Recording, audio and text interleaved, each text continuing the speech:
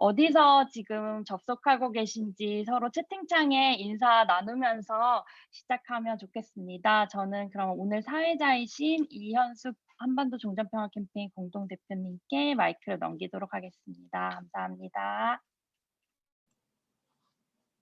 안녕하세요. 오늘 웨비나의 진행을 맡은 이현숙입니다. 저는 지금 참여연대 사무실에서 진행을 해서 마스크를 착용을 하고 있습니다. 양해해 주시기 바랍니다. 오늘 웨비나의 주제는 정전협정 68년 미중 경쟁과 한반도입니다. 2021년 7월 27일은 한국 전쟁 교전국들이 전투를 잠시 멈추겠다고 선언한 지 68년이 되는 날입니다. 그동안 세계는 냉전기를 거쳐 탈냉전기로 진입하면서 많은 변화를 만들어냈습니다.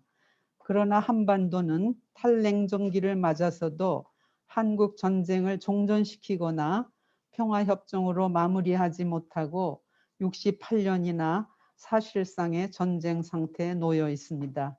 이에 한국 시민사회는 국제시민사회와 손잡고 전쟁 상태를 종식시키기 위한 평화 캠페인을 출범시켰습니다.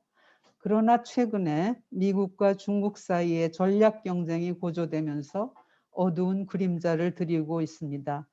오늘 토론회에서는 과연 이런 미중 갈등이 한반도 평화 프로세스에 어떤 영향을 미칠 것인지를 탐색하고 시민들은 이에 어떻게 대응해야 할지를 토론해 보고자 합니다. 앞서 말씀드렸지만은 이번 웨비나에는 한국, 미국, 일본 등지에서 400여 명의 선생님들이 참가를 신청하셨습니다. 감사의 말씀을 드리면서 토론을 시작하도록 하겠습니다. 오늘 토론을 위해 각 학계 전문가 2분과 현장의 평화 전문가 3분을 모셨습니다. 귀한 시간 내주신 선생님들께 감사드리며 먼저 이남주 교수님을 모시고 미중 경쟁 속 한반도 평화에 미칠 영향과 과제를 듣도록 하겠습니다. 이남주 선생님은 북경대 정치학 박사를 취득하셨고요. 성공회대 중어중문학과 교수시고 문재인 정부 대통령 직속 정책기획위원회 남북교류협력 추진위원, 참여연대 평화군축센터 실행위원으로 활동하고 계십니다. 이남주 교수님 지금 나와 계시죠?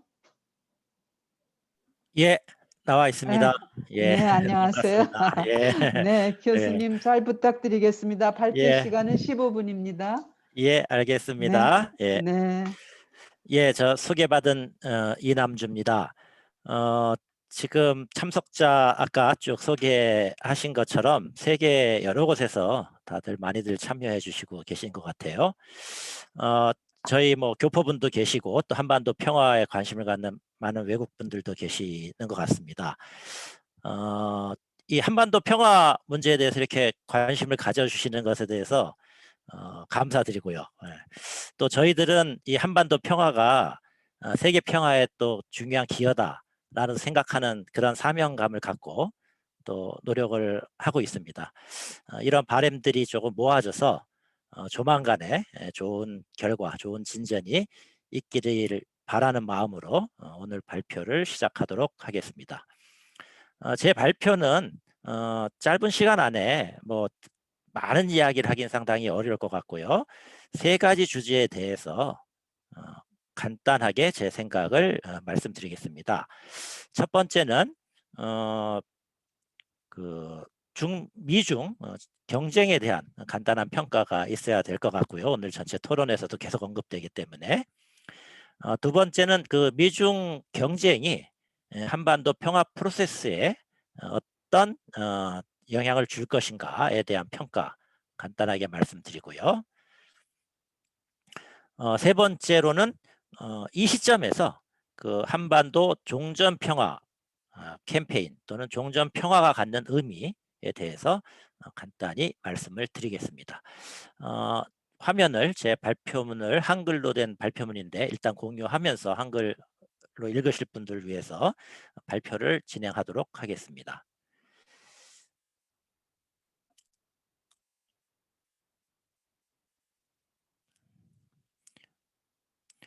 예, 저에게 주어진 주제는 미중 경쟁 속에서 한반도 평화 프로세스의 전망과 과제입니다.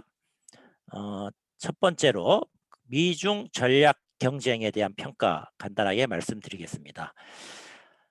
아마 그 이전에도 논의는 있었지만 2020년부터 미중이 본격적인 전략 경쟁 단계로 진입했다라는 평가가 지금은 널리 공감대를 형성하고 있는 것 같습니다.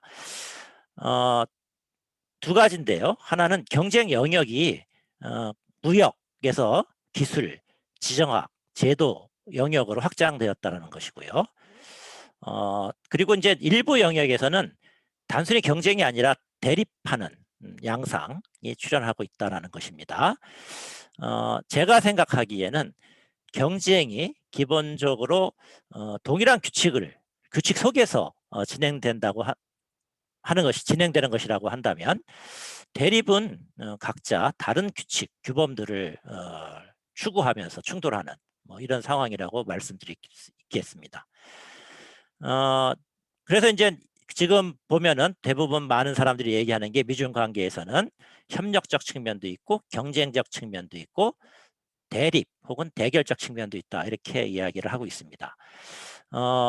이 중에서 대립하는 영역이 확대가 되고 점점 그리고 대립이 강도가 높아지게 될 경우에 이제 신냉전 구도가 출현할 것이 아닌가 이런 우려가 증가하고 있습니다.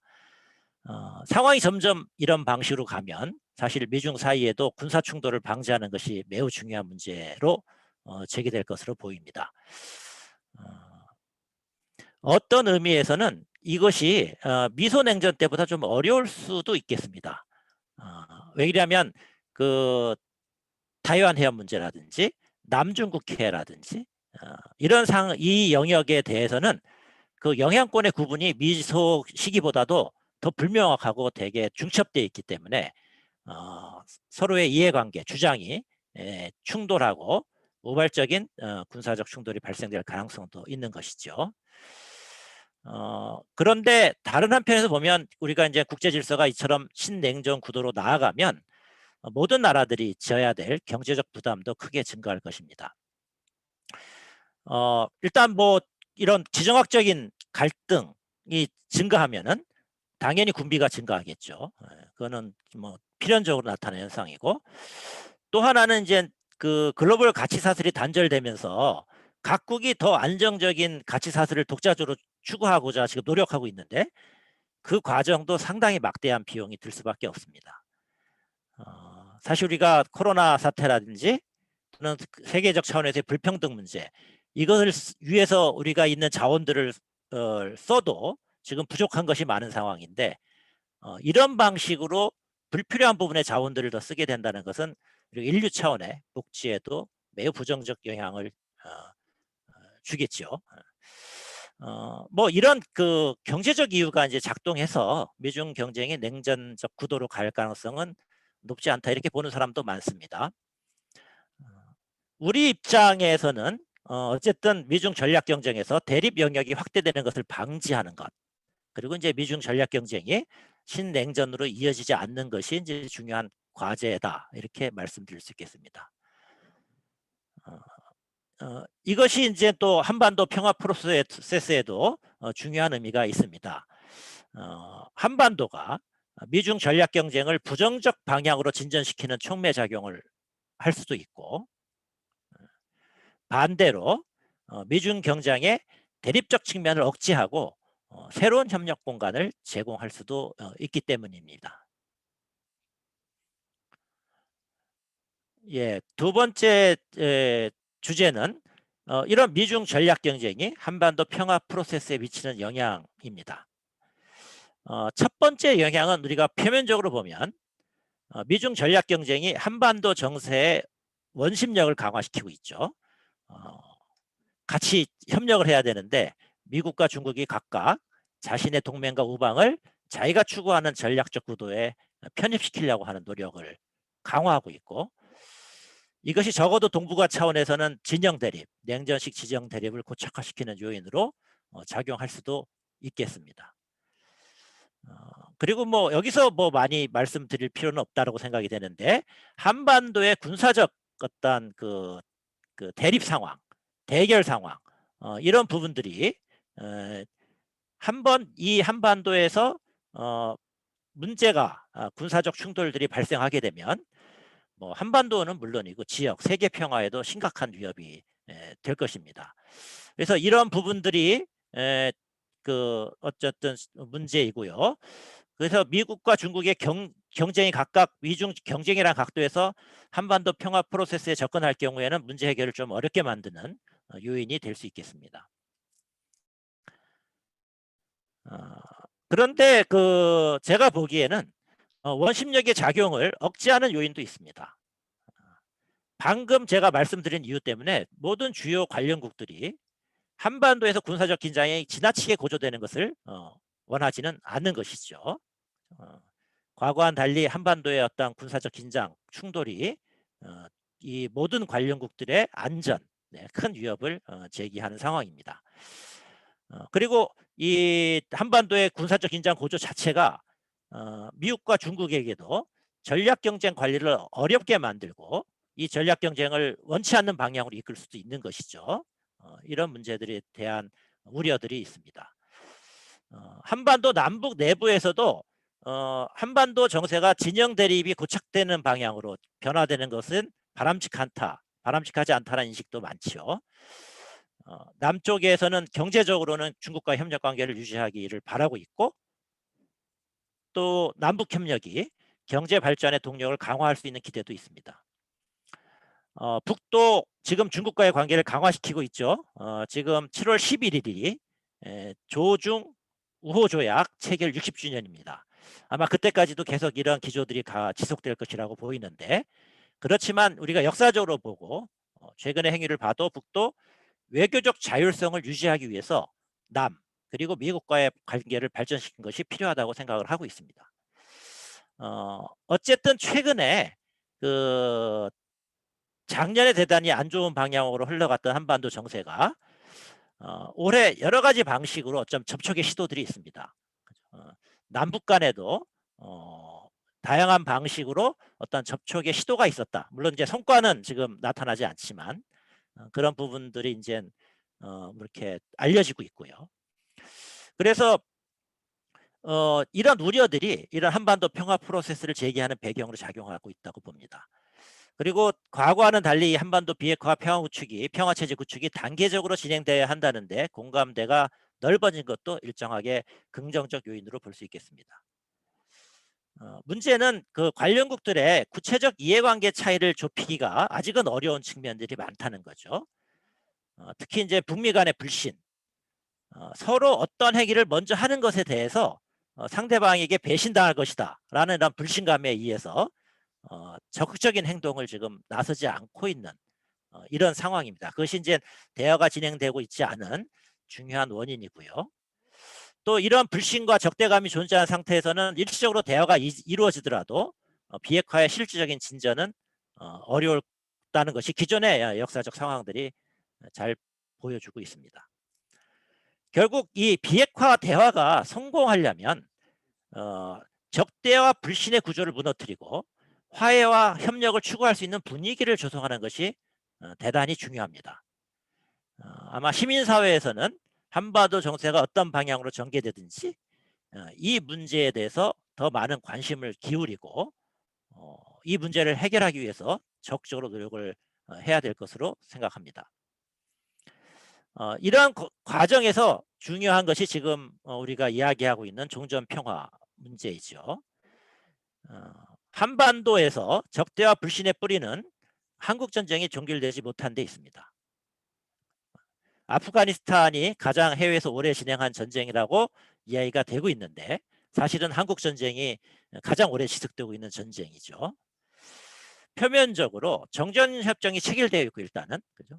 대규모 물리적 충돌이 중단됐기 때문에 전쟁이 끝나지 않은 상황 이런 것들이 실감이 적을 수도 있겠지만 지금도 이 전쟁이 끝나지 않은 상태, 휴전 상태, 정전 상태라는 것이 주요 행위자들의 사고와 행태에 매우 큰 영향을 미치고 있습니다.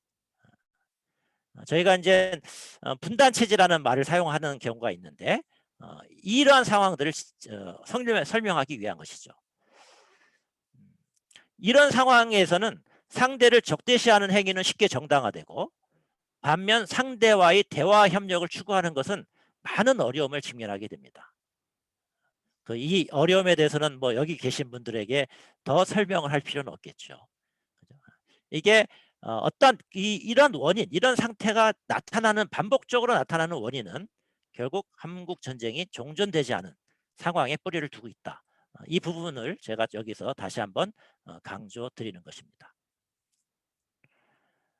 그래서 한국 전쟁에 대한 종전을 이야기하는 것, 합의하는 것은 이러한 관선적 사고와 행태를 변화시키는 일이죠.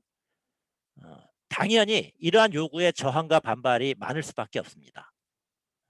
그렇지만 지금 전쟁이 끝나지 않은 상황이 초래하고 있는 문제들에 대한 인식이 심화된다면, 그리고 계속 고조되고 있는 군사적 긴장, 그리고 군비 증강, 이런 것들이 초래하는 위험, 이런 것들에 대한 인식이 심화된다면 전쟁을 끝내자는 주장은 당연히 높은 도덕적, 현실적 정당성을 확보하고 있다고 생각합니다.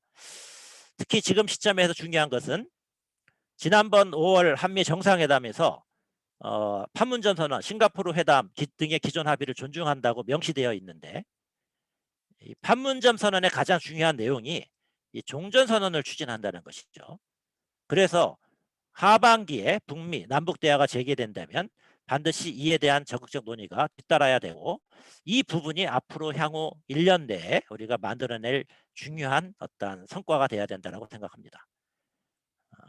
그리고 그 결과로 우리가 원하는 것은 그 종전선언이라는 틀 내에서, 종전의 틀 내에서 적대 행위의 중단, 이것을 우리가 실질적으로 구현해 나가는 것, 단기적으로 이것에 되게 중요한 과제이고요. 이러한 분위기가 조성된 상태에서 우리가 더 적극적인 행동, 상대에 대한 위협을 실질적으로 줄여나가는 행동에 나서고 본격적인 비핵화도 추진될 수 있을 것이라고 보입니다. 예, 제 발표는 여기까지로 마치도록 하겠습니다. 감사합니다.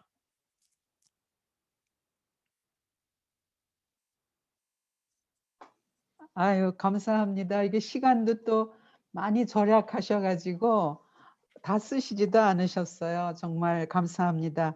오늘 이남주 교수님께서는 미중 전략 경쟁이 신냉전으로 이어지지 않도록 하는 것이 국제사회의 과제다.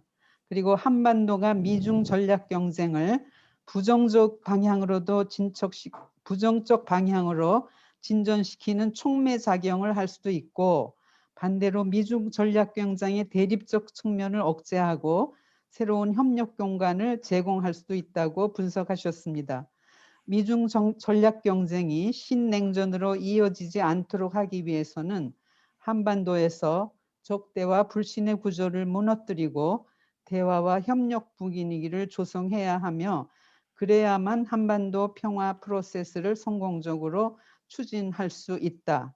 그리고 한국 정쟁을 종식시키는 것이야말로 그 출발이 될 수 있고 본격적인 비핵화도 추진할 수 있다라고 강조하셨습니다. 감사합니다, 이남주 교수님. 다음은 서재정 교수님께서 바이든 정부의 국가안보 전략 및 대북 정책과 한반도 평화란 주제로 발제를 해주시겠습니다. 서재정 교수님은 펜실베니아 대학 정치학 박사를 취득하셨고요. 현재는 일본 국제기독교대학 정치학 국제관계학과 교수로 활동하고 계십니다. 노무현 정부 대통령 직속 정책기획위원회 참여연대 평화군축센터 실행위원으로도 활동을 하고 계십니다. 지금 교수님은 일본에 계시고 나와 계시죠? 안녕하세요. 예, 지금 나와 있습니다. 안녕하세요. 아유, 예. 오랜만입니다. 지금 예. 일본 어디서 지금 하시는 겁니까? 저희 학교는 일본 동경에 있지만 저는 현재 서울에 들어와 있습니다. 아, 서울에 오셨어요. 예. 아, 그러시구나. 네, 그럼 교수님 15분에 걸쳐서 좋은 발제 해주시면 감사하겠습니다. 예, 고맙습니다. 예. 여러분 반갑습니다. 여기 화면으로 남아 인사를 드립니다. 미나상 오하요 고자이마스. everyone in the States. Good evening. Good to see you.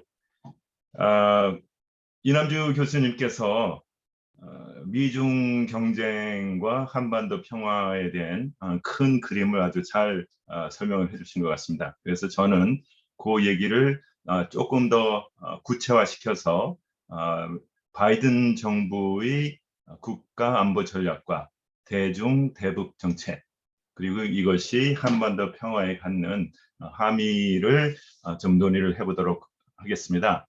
아마도 한국 전쟁에서 미국과 북한의 대립이 아직까지 심각한 대립 요소로 남아 있고, 또 한반도 핵 경쟁에서도 북한과 미국의 대립이 가장 첨예한 지점인 것 같습니다. 그래서 저희가 미국과 북한의 관계, 미국의 대한반도 정책을 정확하게 이해를 하고 그에 대한 대응을 모색하는 것이 필요하다고 보셔서 저에게 그런 주제를 맡기신 거라고 생각을 합니다.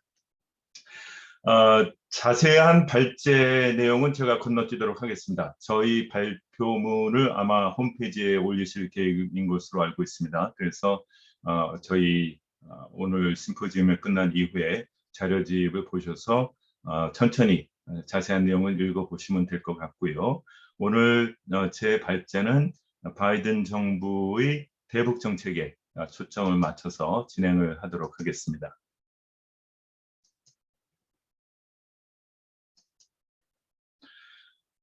저희 발제문 자체는 크게 세 부분으로 구성이 되어 있습니다. 그래서 바이든 정부의 국가안보 전략과 대중정책을 한 부분으로 설명을 하고, 두 번째에서는 대북 정책, 그리고 마지막으로 이러한 전략과 정책이 어떠한 함의를 갖는가, 어떠한 실현 가능성이 있는가 하는 것들을 평가하는 것으로 마무리 짓고 있습니다. 말씀드린 것처럼 오늘은 바이든 정부의 대북 정책에 초점을 맞춰서 발표를 하도록 하겠습니다.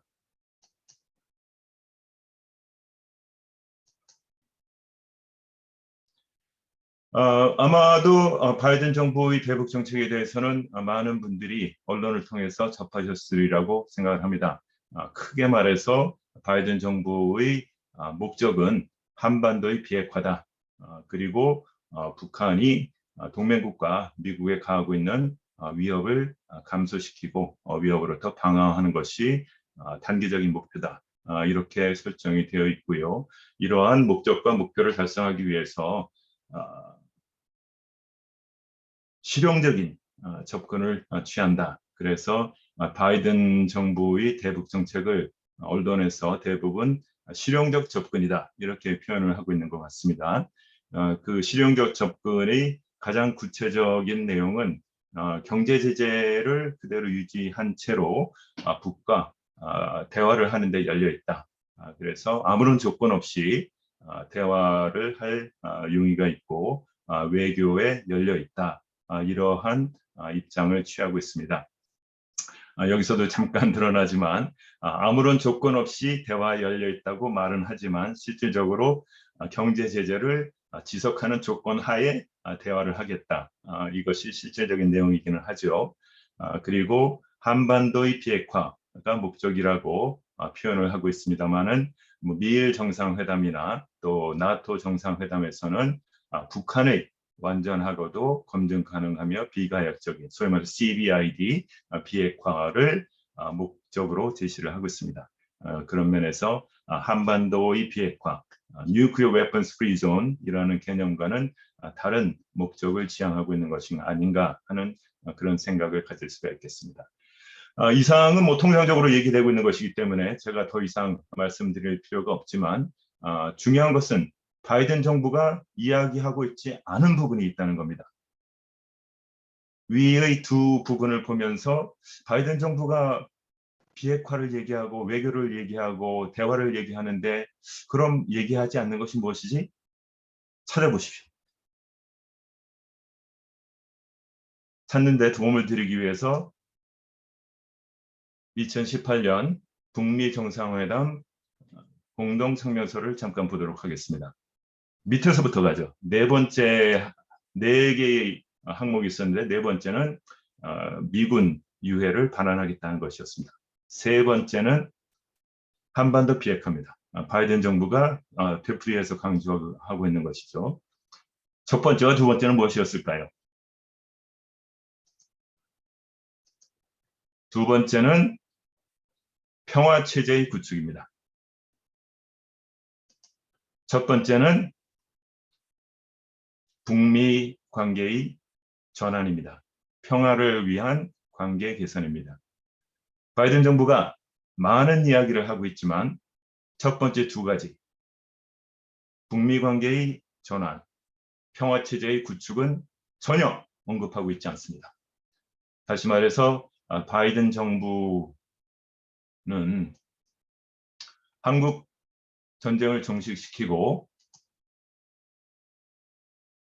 평화 체제를 구축하고 현재 존재하는 북미 간의 적대 관계를 종식시킬 의사가 없다는 것입니다. 의사가 있다는 것을 명시적으로는 얘기하고 있지 않은 상태인 것입니다. 이렇게까지 얘기를 드리면은 여러분들 중에서는 말은 안 하고 있지만 내심으로는 평화 체제의 구축과 또 북미 관계의 개선을 원하고 있는 것은 아니냐, 또 그것을 일종의 협상 카드로 갖고 있는 것은 아니냐고 질문을 던지실 수 있을 것 같습니다. 그래서 그러한 의도까지 저희가 파악을 하기 위해서는, 말하지 않고 있는 부분을 파악하기 위해서는 행동을 봐야 할 필요가 있는 거죠. 그래서 바이든 행정부가 북한에 대해서 취하고 있는 조치들이 있습니다. 그 조치들을 구체적으로 보면 여전히 한국 전쟁을 지속하고 있다 하는 것을 저희가 확인을 할 수 있습니다. 한국 전쟁이 발발한 이후 북한에 대해서 전쟁 조치로 취하고 있는 것들이 크게 세 가지가 있습니다. 첫 번째는 억제, 두 번째는 방어, 세 번째는 경제 제재입니다. 이 세 가지 조치를 바이든 정부는 오늘도 충실히 집행하고 있습니다.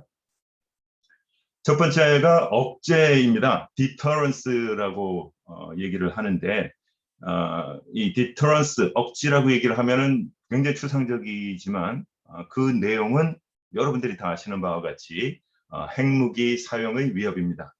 그래서 북이 우리가 원하는 대로 행동하지 않는다면, 예를 들어서 북이 공격을 한다든지 위협적인 행동을 하면 미국이 핵무기로 북을 공격할 수 있다 하는 핵 위협이 억제의 가장 기본적인 내용입니다. 그래서 미국이 핵무기로 북의 행동을 억제하고 있다, 이러한 내용이고요. 그 본질은 핵무기 위협입니다. 그런데 이것이 어제 오늘 시작된 것이 아니라 사실 1950년 11월 30일부터 시작된 미국의 정책입니다. 1950년 11월 30일 트루먼 대통령이 기자회견을 했습니다. 이 기자회견에서 말 그대로 핵폭탄과 같은 발언을 했습니다. 트루먼 대통령이 우리는 군사적인 상황에 대처하기 위해서 필요한 모든 조치를 취할 것이다. 그러니까 기자회견장에 있던 기자가 질문을 합니다. 그렇다면 그것은 원자탄을 포함하는 것입니까? 그러니까 트루먼 대통령이 대답하기를 우리가 보유하고 있는 모든 무기를 포함합니다. 기자가 또 질문합니다.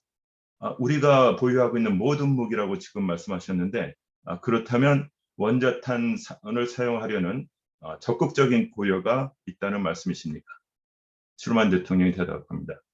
원자탄 사용은 항상 적극적으로 고려하고 있습니다. 다시 말해서 트루먼 대통령이 이때 코리아 한국 전쟁 중에 북한을 상대로 원자탄 사용을 적극적으로 actively 고려하고 있다는 것을 언론에 공개를 한 것입니다. 이것은 큰 뉴스였습니다. 그래서 그 다음 날 12월 1일 날 뉴욕 타임스 일면 톱으로 이 기자회견 발표가 보도가 됐고 전 세계에 큰 충격을 줬습니다. 그리고 이러한 핵 위협은 원자탄을 사용할 수 있다는 위협은 중국과 북한에도 엄청난 충격을 준 것입니다. 근데 중요한 것은 왜 이러한 위협을 공개적으로 했는가 이 시점에 하는 것인데요. 그 이유는 한국 전쟁과 직결되어 있습니다. 그래서 1950년 11월 말이면 북한군이 낙동강까지 밀고 내려왔다가 유엔군이 북한 지역을 전부 회복해서 거의 압록강까지 갔던 상황이죠. 근데 이렇게 유엔군과 한국군이 중국 국경을 향해서 진격을 하니까 중국은 계속 경고를 했습니다. 중국 국경에 가까이 오면 우리는 좌시하지 않겠다. 그런데 중국의 위협을 무시하고 계속 진군을 했기 때문에 중국이 인민지원대를 파견했고 인민지원대와 유엔군, 이제 미군의 최대 규모의 충돌이 일어난 것이 11월 말입니다. 장진호를 둘러싼 부근에서 미일 해병사단이 중국군에 의해서 완전히 포위가 됐습니다. 그래서 2만 5천 명이나 되는 군인들이 전멸을 하거나 전부 포로가 될 수 있는 그런 위기 상황이었던 것입니다.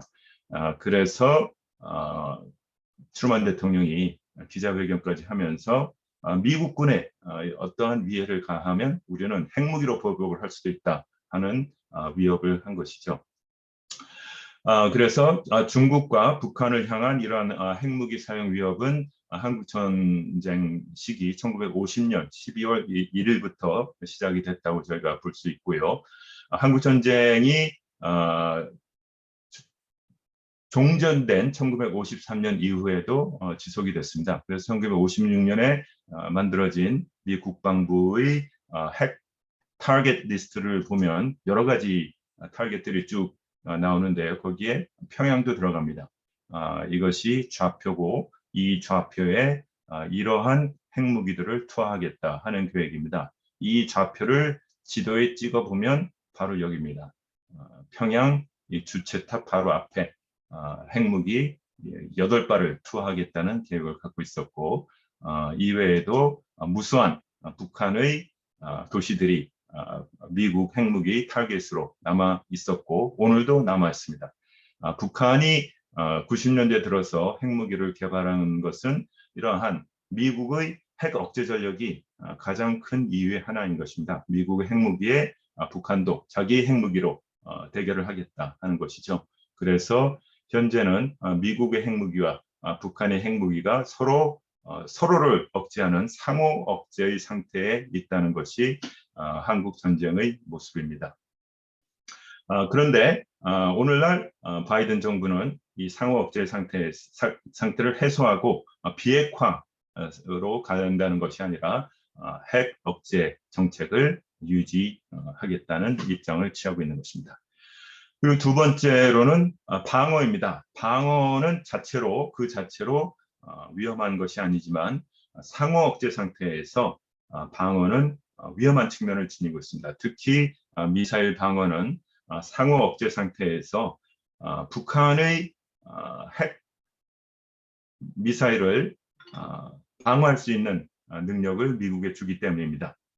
상호 억제 상태에서 서로가 서로를 공격할 수 있는 상태에서 미국이 북의 미사일을 막을 수 있으면 상호 억제가 무너지고 미국의 억제력만 남아있게 되는 거죠.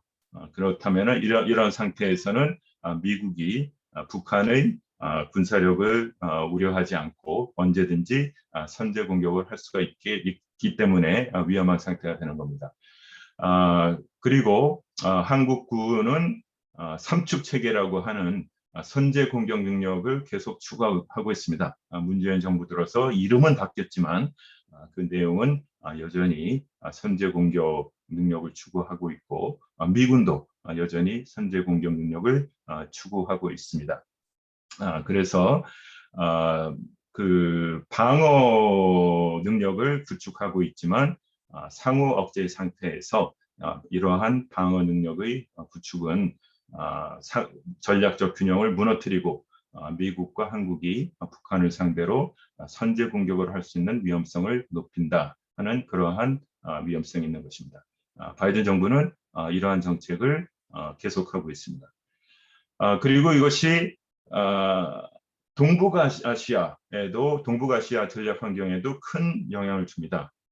이 두 가지 지도를 보시면 왜 비슷비슷한 거를 두 개를 올려놨을까 이렇게 생각하시는 분도 있을 텐데, 왼쪽 것은 북한이 발사한 미사일이 미국을 향해 날아올 때를 가정한 것이고, 오른쪽에 있는 지도는 중국이 핵미사일을 미국을 향해 발사했을 때를 가정한 것입니다. 근데 보시면 아시겠지만 그 궤도가 대충 비슷합니다. 그래서 북한 미사일을 염두에 두고 미국이 미사일 방어 체계를 구축한다면, 똑같은 미사일 방어 체계로 중국의 핵 미사일을 요격할 수 있게 되는 겁니다. 그래서 중국과 미국 간에 현재 유지되고 있는 전략 균형이 무너질 수 있는 그러한 상황이 되는 것이죠. 그래서 북한에 대한 미사일 방어 체계를 구축한다는 것이 동북아시아 전략 균형을 무너뜨리고 미국과 중국 간의 군비 경쟁을 가속화시킬 수 있는 위험성을 갖고 있는 것입니다. 그리고 마지막으로 경제 제재입니다. 경제 제재를 얘기를 하면 그거는 뭐 북한이 미사일을 개발하고 핵무기를 개발하기 때문에 1990년대부터 유엔이 부과한 것이 아니야? 뭐 이렇게 질문하실 분이 계실 수도 있을 것 같습니다. 하지만 북한에 대한 경제 제재는 한국 전쟁과 거의 동시에 시작을 했습니다. 1950년 6월 28일에 최초의 경제 제재가 부과됐습니다. 그리고 그 이후에 여러 가지 부가 경제 제재가 추가된 것이고, 이런 경제 제재가 오히려 더 강화돼서 오늘날까지 지속이 되고 있는 것입니다. 그래서 전쟁의 일환으로, 경제 봉쇄의 일환으로 지금 경제 제재가 계속되고 있다. 그래서 경제 제재는 역시 전쟁의 수단으로 사용되고 있다 하는 것이고요. 특히 우려스러운 것은 이러한 경제 제재를 집행하는데 유엔 사령부가 적극적으로 활용되고 있다는 점입니다. 유엔 사령부가 거의 유명무실해졌는데, 최근 들어서 프랑스가 군함을 한반도 해역에 파견하고 영국이 항공모함을 남중국해에 파견하고 있습니다. 그래서 목적은 북한 함정이 해상에서 소위 말해서 불법 함정을 하니까 그것을 감시하겠다, 유엔 제재를 감시하겠다는 것인데요. 이러한 활동을 유엔 사령부의 이름으로 진행하고 있습니다. 그리고 유엔 사령부의 이름을 사용하는 큰 이유는 그렇게 해야 프랑스 함정과 영국 군함이 일본 군함을 사용할 수 있기 때문입니다. 일본에는 아직까지도 유엔의 후방 기지가 7개가 있습니다. 그래서 유엔 사령부는 이 기지를 아직까지도 사용할 수 있는데, 프랑스와 영국은 유엔 제재 집행을 위해 참가한다는 명목으로 유엔 사령부의 모자를 쓰고 해군을 파견하고 있고, 유엔 사령부의 명목으로 파견되기 때문에 일본에 있는 기지를 사용하고 일본 자위대와 이상 일본 해양경비청의 협조를 받고 있습니다. 이것은 당연히 북한에 대한 압박을 가중시키는 것이고 경제 제재를 더욱 강화시키는 것이기 때문에 북미 간의 관계는 더욱 어려워질 수 있는 그러한 위험성을 내포하고 있습니다. 또 동북아시아 전체를 놓고 봐서 위험성이 존재하는 부분이 있습니다. 왜냐하면 프랑스 함정과 영국 함정이 한반도 해역에 오는 도중에 남중국해에서 소위 말해서 자유의 항행 군사작전을 이행을 합니다. 미국 군함들이 하는 것과 똑같은 군사작전을 하는 거죠. 그래서 중국을 한번 견제를 하고 일본에 기항해서 대북 모니터링을 한번 하고 돌아가기 전에는 다국적 군사훈련에 또 참가를 합니다. 그래서 프랑스 함정 같은 경우에는 존 다크 21 연합훈련에 합동훈련에 참가를 했고요. 또 Pacific Vanguard라는 군사훈련에 참가하기도 합니다. 그래서 이런 식으로 프랑스 군과 영국군이 태평양상에 출몰을 하면서 다양한 군사훈련을 행하고 있는데 이것들이 중국을 지향하고 있습니다. 네. 그래서 이러한 활동들이 동북아시아의 전략 환경을 어렵게 만들고 있고 저희가 한반도에서 전쟁 상태를 종식시켜야 된다는 것이 그 비핵화와 동북아시아 평화를 위해서 얼마나 사활적인 이슈인가 하는 것들은 이런 점에서 볼 수 있으리라고 생각됩니다. 네, 감사합니다. 네, 선생님 감사합니다. 저 서 교수님께서는 사실 그 바이든 행정부의 최근 외교 안보 전략을 사실 페이퍼에서 신봉쇄 전략을 추진하고 있는 것으로 잘 요약을 하셨는데 시간 때문에 그 부분은 생략을 하셨고 한반도 비핵화 관해서 바이든 정부의 단기 목표는 이제 실용적 접근을 취하고 있다고 하는데 그 실용적 접근에서 누락되고 있는 외면하고 있는 그 부분이 뭔지에 대해서 우리가 주목해야 된다는 그 말씀을 해주셨습니다. 그리고 여전히 한반도에서는 한국 전쟁 지속 전략으로 억제, 방어, 경제 제재가 지금도 여전히 지속되고 있다는 그런 아주 전문적이고 상세한 그 역사적 또는 현재 진행되고 있는 바이든 정부의 그 외교 안보 전략, 한반도에서의 외교 안보 전략을 소상히 말씀해 주셨습니다. 대단히 감사합니다. 이제부터는 현장에서 한반도 평화 캠페인을 지휘하고 계시는 전문가 선생님 세 분을 모셔서 현장의 분석과 대응 전략을 듣도록 하겠습니다. 먼저 이현정 선생님을 모시도록 하겠습니다. 이현정 선생님은 지금 미국에 계실 텐데요. 여성이 이끄는 한국 전쟁 종식을 위한 국제 캠페인 코리아 피스 나우와 우먼 크로스 DMZ의 미국 조직 담당 활동가로 지금 일하고 계십니다. 또한 미국 언론인 주민 코리아의 글을 기고하시고 코리아 정책연구소 KPI의 회원이며 라디오 프로그램인 아시아 태평양 포럼을 공동 제작하기도 하셨습니다. 선생님 지금 나와 계시죠? 네, 안녕하세요. 안녕하세요. 네. 지금 어디십니까? 지금 미국 필라델피아입니다. 필라델피아시군요. 네, 선생님 감사드리고요. 7분 동안 말씀 듣도록 하겠습니다. 네, 고맙습니다. 저는 영어로 발제를 하겠습니다. 그래서 한국어로 듣기를 원하시는 분들은 아마 아래에 통역을 선택을 해주셔야 될 겁니다. 네, I'm going to be speaking in English now. And also I will be sharing a PowerPoint. So please post this PowerPoint. Thank you. So I was asked to speak about organizing for peace in the United States in the Biden administration era. So I will talk about the dreams, plans, and actions of the Korea Peace Now Grassroots Network. Next slide, please. So before I talk about that, I will just touch a little bit about the Biden team's Asia policy. So next slide. So selling shirts, saving souls, spreading liberal ideas. Kurt Campbell says these have always been the goal of US presence in Asia. And as you know, there's a long history of US presence in Asia. When you look back at the history, its policy has always been about writing the rules of governance. Mainly the job of diplomats and missionaries historically, but it's always been through gunboat diplomacy, meaning always backed by US military might.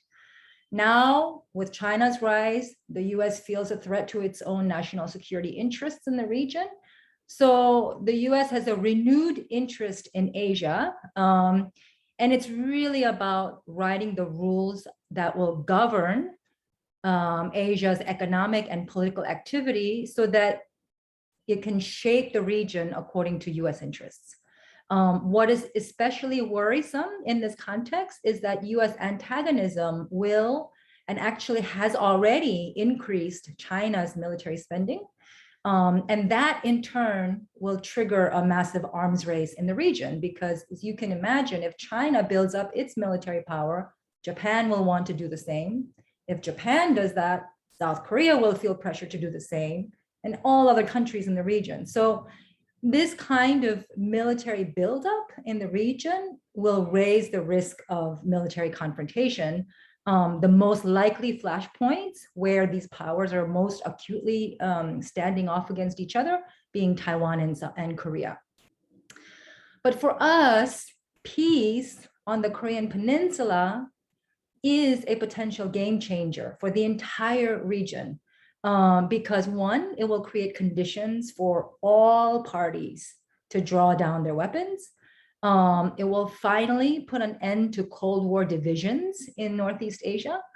It will create the possibility of a unified Korea that is not aligned with the US or China. And finally, it will open the path for broader cooperation for peace in the region. So what does all of this mean for our work in the United States? I will talk about 5 things. Number 1, we need to bring together all pro-peace forces, pro-peace in Korea forces under one umbrella so that we can coordinate our efforts. One thing that I realized in 2017 during, when there was that Fire and Fury crisis, when the whole world thought that there could be a possible nuclear war on the Korean Peninsula, we were not organized. The pro-peace forces were not organized to challenge the war threats. We need to be better organized in the event of another crisis or another opportunity for peace. So what we've been doing in the past 2.5 years is organizing Korea Peace Now Grassroots Network, which has brought together Korean Americans and also peace activists from across the country to work together. Multi-generational people from all walks of life, teachers, taxi drivers, artists, all coming together to organize and advocate for Korea peace. And we currently have 11 chapters across the country. We're also coordinating with other networks. Korea Peace Partnership is a partnership of 3 different national networks that have come together, and it includes groups like AFSC, American Friends Service Committee, Peace Action, Veterans for Peace, Code Pink, etc., all coordinating together for Korea peace. We also coordinate with peace advocacy groups and think tanks inside the Beltway, inside Washington, D.C. So groups like Quincy Institute and Win Without War. So really, we need to bring everyone under a shared umbrella where we can coordinate better for Korea peace. The second thing is we need to double down on our peace first message in Korea. A lot of people say peace later, after denuclearization, and we're saying, no, actually, peace first. There should be no condition for peace. Peace is unconditional because it's fundamental. It's an urgent need for the future of humanity. So we need to turn the discourse around, not peace later, peace now, peace first. So earlier this year, we produced a report called The Path to Peace. And what it argues basically is that peace is what creates the condition for denuclearization and human rights, not the other way around. And we submitted the report to the Biden administration in February of 2021, hoping that it will be considered as part of the administration's North Korea policy review. We have not heard a response from the Biden administration. Next week is the 6th annual Korea Peace Now Advocacy Week. 250 people from across the United States will meet with their representatives in Congress to advocate for ending the Korean War with a peace first approach. The third thing is we need to highlight the human cost of the unresolved war. And this is because too often when people talk about Korea, the Korea conflict, people only talk about national security or geopolitics. And what gets lost in the discussion is the human dimension, like the real people live with the tragic consequences of the unresolved war. So people who are separated from their families for 70 years, people in North Korea who struggle under the heavy burden of many decades of sanctions, people on the Korean Peninsula who live with the constant repeated threats of war, people of Korean descent around the world who are not able to visit the other half of our homeland. In the United States right now, this is all exacerbated by the travel ban that was imposed by the Trump administration in 2017. So a few weeks ago, we launched a campaign called LIFT, which stands for Let Individuals Travel Freely. It's a campaign to demand that the Biden administration lift the travel ban. And it's a coalition of separated families, humanitarian groups, peace groups, all coming together to lift the ban so that we can allow families to reunite, and then also for life-saving aid to reach vulnerable people in North Korea. The next is we need to oppose all obstacles to peace. Not many people outside of Korea know about the annual US-South Korea military exercises that take place every year and how provocative they are. So this past March, US and South Korean and international civil society groups, many of you who are actually participating in this webinar, we came together and we coordinated actions to highlight the danger of the exercises as the main impediment to peace in Korea. So we had a webinar with Giovanni Reyes from About Face, Jung-Wook Shik from Peace Network. It was attended by over 200 people around the world. And people around the world sent in selfies with no war drill signs. And then there was a statement by nearly 400 US, South Korean, and international civil society groups calling for an end to the war drills. That statement was delivered to the Biden administration, the White House, the Pentagon, to the State Department in February 2021. And the last thing is we need to align ourselves as part of the growing with broader movements. So there is a growing landscape of people in the United States concerned about the US-China competition. Also, there's a broader movement of people calling for shifting priorities from the Pentagon to basic human needs. So we are part of a coalition of groups that are pushing back on anti-China sentiment in the US Congress. The last thing, I'm sorry, I'm running out of time. The last thing I will say in closing, I would like to make a proposal. So it seems that the Biden team's priorities on Korea seems to be to pressure South Korea to join efforts to isolate China and also manage the North Korea problem by maintaining the status quo. That is no different from what we've seen in the past 70 years. So July 27, 2023 is the 70th anniversary of the signing of the Korean War Armistice in 1953. And I propose that we make that year one of lasting peace on the Korean Peninsula through global actions for a peace agreement by 2023. Thank you.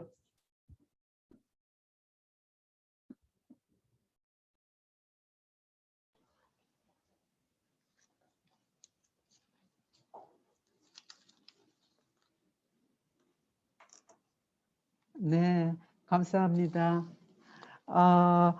그 짧은 시간에 그 해외에서 여성과 시민단체들이 어떻게 한반도 평화를 위해서 애쓰는지를 요약적으로 잘 말씀해 주셨는데 제가 다 요약을 안 하겠습니다. 앞으로는 시간을 좀 토론 시간에 배정하기 위해서 잘 들으셨으리라고 생각을 하고 가장 그 기억에 남는 말씀은 모든 평화 우호 세력을 구합해서 조직적으로 대응해야 된다. 그 말씀은 상당히 우리가 기억해야 될 그런 말씀이 아닌가 싶습니다. 자, 다음으로는 박정윤 선생님께서 발표해 주시겠습니다. 박정윤 선생님은 6.15 공동선언 실천 남측위원회 정책실장이십니다. 6.15 남측위원회는 남북 공동선언의 실천으로 한반도의 화해와 단합 통일을 이룩하려는 연대 기구입니다. 거기에는 남북해외 민족 공동행사와 각계각층 교류 협력 사업을 비롯한 다양한 민간 통일 운동을 조직하고 집행하고 있습니다. 그 북측위원회 해외 측 위원회와 함께 6.15 민족 공동위원회를 구성을 하고 있습니다. 박정윤 선생님 나와 계시나요? 네, 안녕하세요. 네, 안녕하세요. 네. 7분 드리겠습니다. 네, 반갑습니다. 6.15 남측위원회 박주영이라고 합니다. 저는 오늘 한국 시민사회가 생각하는 한미연합 군사훈련의 정치적 의미, 그리고 왜 전쟁 연습을 중단해야 하는지에 대해서 말씀드리려고 합니다. 화면 공유를 드리겠습니다.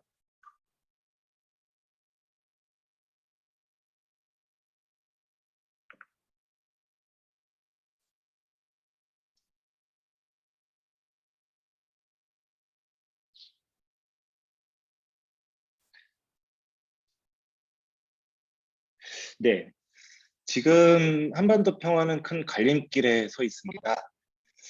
평화 프로세스를 다시 작동할 수 있을지, 아니면 갈등과 대결의 시대로 다시 돌아갈지 말입니다.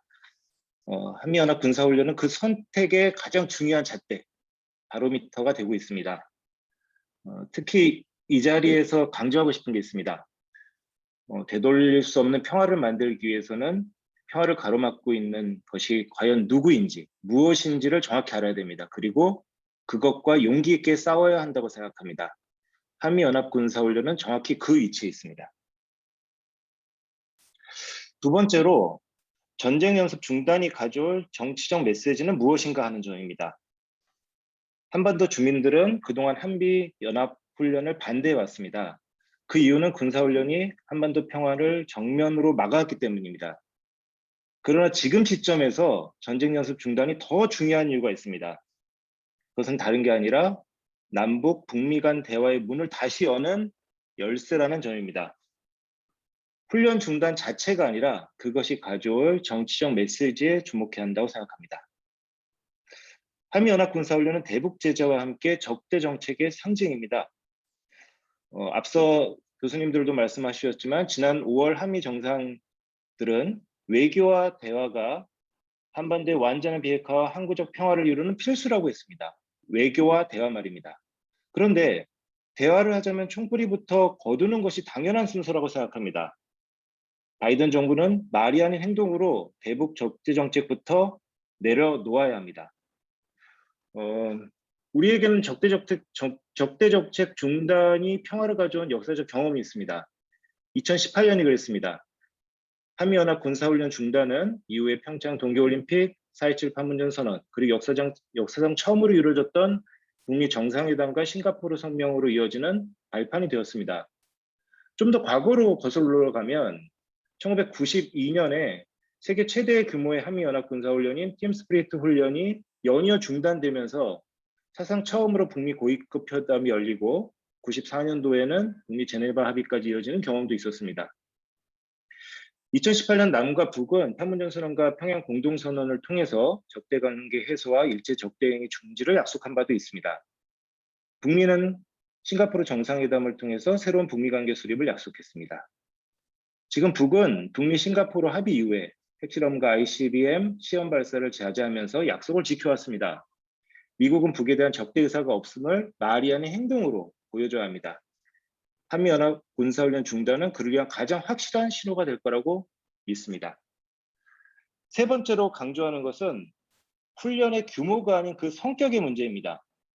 8월 한미연합 군사훈련에 대한 공식 설명은 북에 맞설 한미연합 방위태세를 점검하기 위한 훈련이라는 것입니다. 그리고 또 연례적, 통상적, 방어적 훈련이라는 설명도 항상 뒤따릅니다. 한미 당국이 2018년에 연합훈련을 개편하고 코로나19 확산으로 대규모 야외 기동훈련을 축소하고 지휘소훈련 등으로 훈련 규모를 조정하여 실시한 바도 사실입니다. 물론 3월과 8월에 대규모 훈련이 조정되었을 뿐 훈련을 쪼개기로 연례 진행하고 있고 대규모 연합 군사훈련 내용이 88% 수준으로 유지되고 있다라고도 전해집니다. 그러나 문제의 본질은 훈련의 규모가 아니라 그 성격에 있음을 주목해야 합니다. 아무리 훈련의 규모를 조정해도 북을 적으로 규정하고 선제 공격과 지휘부 타격, 점령이라는 작전 계획에 기초한 훈련의 본질은 변하지 않습니다. 현재 연합훈련은 연합훈련에 적용되는 작전계획 501호라는 게 있습니다. 이거는 북에 대한 선제 공격과 전면전을 가정하고 첨단 전략무기와 증원 전력을 동원해서 북을 점령하는 것을 골자로 하고 있습니다. 한미 연합훈련은 전쟁 연습이자 적대행위 그 자체입니다.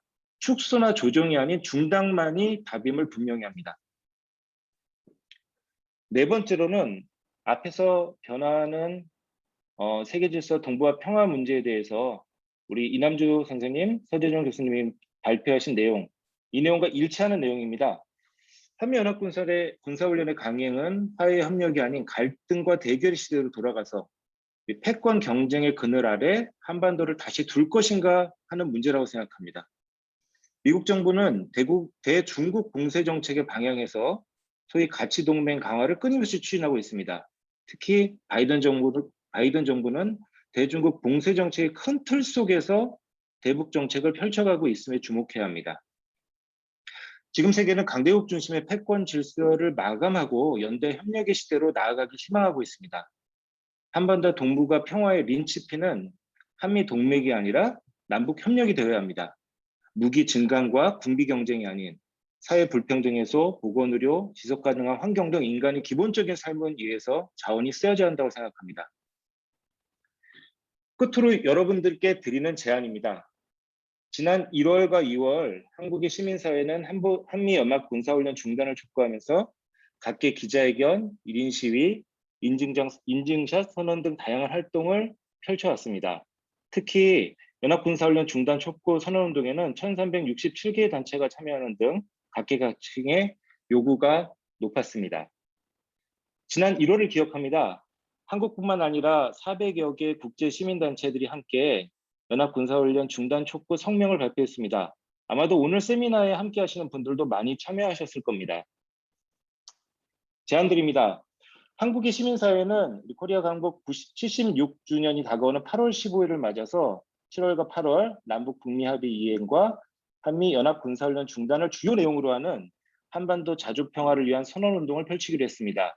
1만 단체 선언 그리고 10만 명의 온라인 행동을 목표로 하고 있습니다.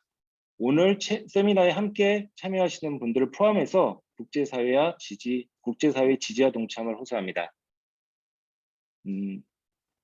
저도 함께하고 있지만 오늘 종전평화 캠페인에서 우리 좋은 자리 마련해 주셔서 다시 한번 감사드립니다. 우리 한반도에서 전쟁을 끝낸다는 것은 우리 70년 넘게 지속된 한반도에서의 전쟁과 분단 체계를 질적으로 전환하는 일입니다. 우리 전쟁이 끝난 한반도가 가져올 새로운 미래를 함께 상상합시다. 고맙습니다. 감사합니다. 감사합니다. 시간 잘 지켜주셨고요. 그 선생님은 이제 그 한미연합 군사훈련의 정치적 메시지와 성격에 더 많이 집중해야 되고 그 전쟁 연습 훈련 중단이야말로 남북 북미 간의 대화 열쇠다 이런 취지의 말씀을 해주셨습니다. 감사합니다. 이번에는 황수영 한반도 종전 평화 캠페인 사무처장님께서 발표해 주시겠습니다. 나와 계시죠? 바로 제 옆에 계시네요.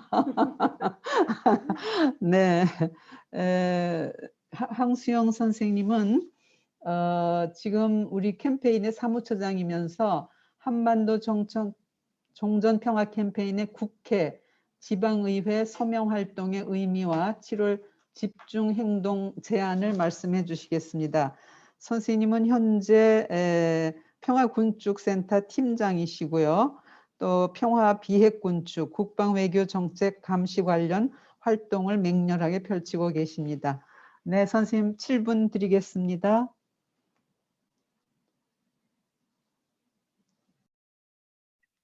네, 안녕하세요. 잘 들리시나요? 네, 소개받은 황수영입니다. 긴 시간 동안 집중해서 이렇게 들어주시고 계신데요. 채팅창에도 많이 의견 올려주고 계시고, 네, 올해 이 귀한 시간 내서 오늘 함께 해주셔서 감사합니다. 저는 오늘 짧게 한반도 종전평화 캠페인의 최근 활동과 7월에 저희가 제안드리고 본 것에 대해서 말씀을 드리려고 합니다. 화면을 잠시 공유를 드리고 말씀드릴게요. 네, 아시다시피 많은 분들 알고 계실 것 같은데요. 한반도 종전평화 캠페인은 전 세계 시민의 힘으로 한국 전쟁을 끝내자라는 목표로 작년에 시작이 되었습니다. 한국에 오늘 여기 함께 하고 계시는 많은 시민사회 단체, 그리고 7대 종교, 그리고 국제 파트너 단체, 그리고 수많은 서명에 함께 하신 전 세계 8만여 명 정도가 지금 서명에 함께 해주셨는데요. 많은 분들이 캠페인에 함께 해주고 계십니다. 그래서 저는 오늘 한반도 종전평화 캠페인의 최근 활동들을 조금 나눠드리려고 합니다. 저희 캠페인은 지난 4월 27일 판문점 선언 3년 즈음에서 한국의 국회의원, 지방자치단체장, 지방의회 의원들의 서명과 인증샷을 모으는 활동들을 시작했습니다. 지금 당장 한국전쟁을 끝내야 한다라는 서명에 한국의 국회의원들이 많이 동참을 한다면 각국 정부를 설득할 수 있는 계기가 될 수 있다고 생각을 했기 때문인데요. 의원들이 이렇게 직접 서명을 하고 사진을 찍은 후에 본인의 SNS에 이런 것들을 올리고 함께 서명을 하자라는 것들을 올리는 활동들을 하고 있습니다. 저희가 그 캠페인 활동가들은 이렇게 우편물을 만들어서 국회에 직접 전달을 하기도 하고 또 온라인 이런 사이트에서 어떤 의원이 서명에 참여했는지 실시간으로 확인을 하면서 촉구하는 이메일이나 전화를 하고 하는 방식들로 요 의원들의 서명을 모아가고 있습니다. 한국 국회의원이 현재까지 300여 명 되는데요. 서명에 참여하신 분들이 많지는 않습니다. 78명이 현재까지 서명에 참여를 해주셨습니다. 사실 한국 국회에서는 그동안 판문점 선언에 대한 비준 동의안을 비롯해서 종전선언 촉구 결의안이라거나 남북 교류협력 관련 결의안들도 통과되지 못한 것들이 있습니다. 이 문제에 관련해서 여당과 야당의 의견 차이가 좀 컸기 때문인데요. 시민사회에서 시작한 이 서명운동, 한반도 종전평화를 위해서 요것만큼은 한 목소리로 함께하자라는 요 서명운동에 국회에서 여야 할 것 없이 진보 보수 할 것 없이 많은 의원들이 함께할 수 있도록 계속 저희는 촉구를 해 나가려고 합니다.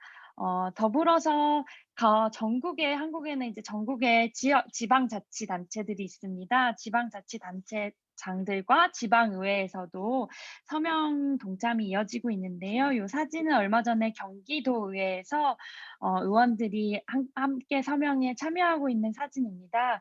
현재 한국의 접경 지역이라고 볼 수 있는 강원도, 경기도, 또 인천광역시를 비롯해서 서울시, 세종시, 전라북도, 또 강원도 원주시, 경기도 평택시 등 여러 지자체들과 지방의회 의원분들, 또 교육감분들이 함께 서명에 또 동참을 속속 해주고 계십니다. 이거는 강원도의회에서 함께 다 같이 서명에 참여했던 사진인데요. 외교안보 관련된 사안은 사실 주로 중앙정부 중심으로 결정되는 것이 사실입니다. 하지만 전국의 각 지역을 대표하는 의회에서 이런 목소리들을 내는 것은 큰 의미가 있다고 생각을 하고요. 또 각 지역에 계시는 한반도 종전평화 캠페인 참여 단체들이 지역의 의회나 자치단체장에게 이런 서명을 알리고 받는 활동들을 함께 전국적으로 해나가고 있습니다. 지금까지 서명에 참여한 지자체장, 지방의회 의원들의 사진인데요. 요 서명을 하면서 남겨주신 말들 중에 몇 가지를 소개해 드리려고 합니다. 인천시장 같은 경우는 우리 인천은 접경 지역이고 판문점 선언이 된 이후에 평화를 사실상 체감했다. 접경 지역의 군사적 긴장이 완화되는 것이 실질적인 평화로 가는 이행으로 이어질 수 있다는 것을 체감을 했다라는 말을 남기면서 또 서명을 하시기도 하셨고요. 서울시의 의원께서는 전쟁이 아닌 평화, 그에 바탕한 시민의 안전과 행복이 이루어지기를 바라는 서울 시민들의 마음을 담아서 또 서명에 참여한다 이런 이야기를 함께 남겨주시기도 했습니다. 그리고 강원도에서 교육을 맡고 있는 교육감의 경우는 평화는 우리의 노력으로 다음 세대의 아이들에게 물려줄 수 있는 가장 중요한 가치이기 때문에 서명을 한다. 이런 말들을 남기면서 함께 또 서명에 동참을 해주고 계십니다. 지난 몇 달 동안 이제 한국에서 전국에서 진행하고 있는 활동들을 짧게 공유를 드렸고요. 또 더불어 좀 코로나 상황이 요즘 또 다시 심각해지고 있어서 쉽지는 않지만 전국의 다양한 지역, 다양한 모임에서 이제 서명운동과 캠페인에 이렇게 함께 해주고 계십니다. 사진들을 조금 공유드리고 싶어서 가져와 봤고요. 마지막으로 저희가 7월에 진행될 국제행동, 지금 여기 웨비나를 듣고 계신 분들이 함께 해주셨으면 하는 행동에 대해서 간단히 소개를 드리려고 합니다. 한반도 종전평화 캠페인은 한반도 평화 관련한 중요한 또 계기가 있을 때마다 좀 집중적으로 이렇게 서명운동과 캠페인 활동들을 진행하고 있는데요. 다가오는 7월 27일 한국전쟁 정전협정 체결일을 앞두고 한반도 종전평화 국제행동 한국전쟁 쉼표에서 마침표로라는 활동을 진행할 예정입니다. 그래서 전 세계 인증샷 모으기를 비롯해서 거리 서명운동, 뭐 기자회견, 행진 이런 것들을 한국에서는 진행을 할 예정이고요. 오늘 함께 제안드리고 싶은 거는 한반도 종전평화 인증샷을 모으는 활동인데요. 7월 한 달 동안 전 세계에서 다음 주부터 전 세계에서 평화 인증샷을 모을 예정이고요. 오늘 참여하신 분들이 많이 기억해 주셨으면 하면서 부탁을 드립니다. 한국어, 영어, 일어로 안내가 다 준비가 되어 있고 웨비나 이후에 메일로도 다시 또 공유를 드리도록 하겠습니다. 함께하는 법을 짧게 공유드릴게요. 이미지를 들고 사진을 촬영해 주시면 됩니다. 이미지를 다운로드 받으셔도 되고 직접 이렇게 손글씨로 적으셔도 되고 저희가 보내드린 이미지를 보시고 직접 다양한 문구로 피켓을 만들어 주셔도 됩니다. 다양하게 사진을 찍어 주시면 되고요. 본인의 소셜미디어 플랫폼 사용하고 계신 페이스북, 인스타그램, 트위터 등의 해시태그와 그다음에 코리아 피스 어필 서명 웹사이트 주소와 함께 사진을 올려주시고 주변에 서명을 함께 해달라고 요청해 주시기를 부탁드립니다. 그리고 촬영한 사진은 저희 인증샷 모음 페이지에 한국어를 사용하시는 분들은 직접 올려주셔도 되고요. 혹은 저희 캠페인 이메일로 보내주시면 저희가 7월 한 달 동안 취합을 하려고 합니다. 나중에 사진들을 이렇게 하나로 모아서 또 온라인을 게시도 하고 한국에 있는 지하철역에 광고를 게시해 보려고 추진해 보려고 합니다. 네. 다가오는 7월에 쉽게 좀 동참할 수 있는 작은 행동으로 인증샷 모으기를 소개드렸는데요. 전 세계 시민들의 종전평화를 요구하는 목소리를 하나로 연결해서 모아볼 예정입니다. 웨비나 이후에 다시 안내를 보내드릴 텐데요. 주변에도 널리 알려주시고 함께 해주시면 감사하겠습니다. 이상입니다. 네, 저 황수영 선생님 감사합니다. 현재 국내에서 진행되는 한반도 종전 캠페인의 상황을 소상하게 말씀을 해주셨습니다.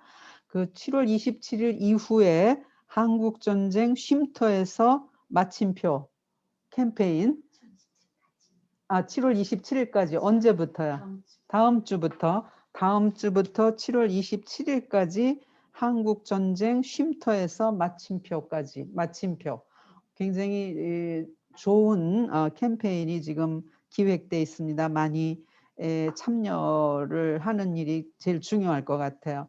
많이 좀 선전해 주시고 참여해 주시면 감사하겠습니다. 이제 다섯 분 선생님들의 발표를 다 들었습니다. 이제부터는 전체 토론 시간입니다. 우리 사무국에서 미리 그 질문을 받아온 게 지금 2개 있습니다. 하나는 맥스웰 킴 선생님이 질문을 하셨네요. 혹시 여기 들어와 계신지 모르겠어요. 참석자로 계시네요. 도널드 트럼프 대통령이 김정은 위원장과 정상회담을 통해서 신뢰를 구축하려고 시도를 해서 북한에서 대륙간 탄도미사일 기지를 폐쇄하고 핵실험 장소를 폭파시키는 등 실질적인 모습을 보여준 것에 대해서 어떻게 평가를 하시는지요? 그리고 이것이 지금 바이든 정부에 어떤 영향을 줄 것으로 생각하시는지요? 이것은 아마 이남주 선생님께서 조금 대답을 하시고 다른 선생님들도 더 대답을 좀 참여해 주시면 어떨까 싶습니다.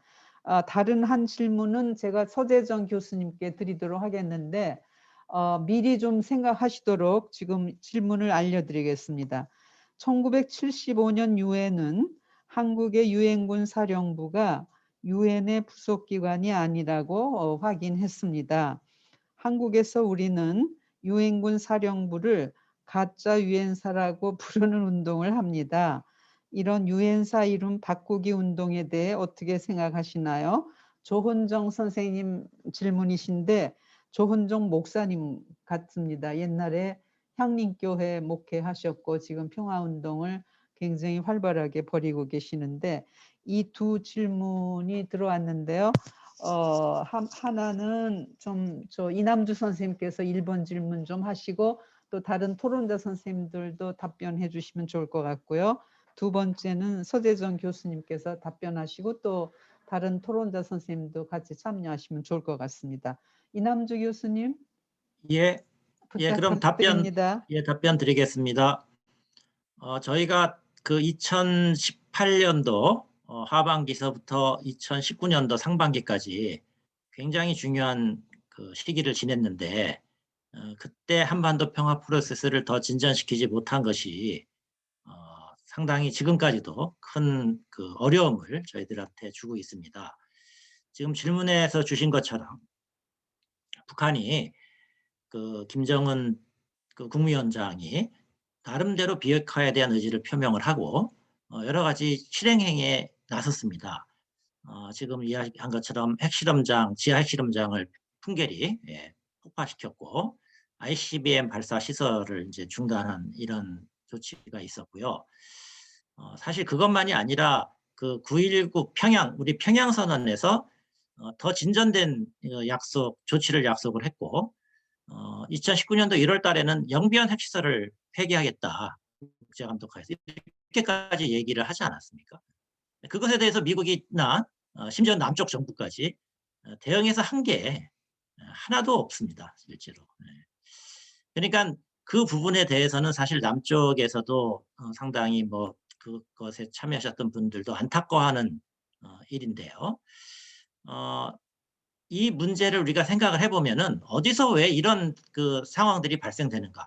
항상 북한이 그런 행위를 취했을 때 그것은 만족스럽지 못하다.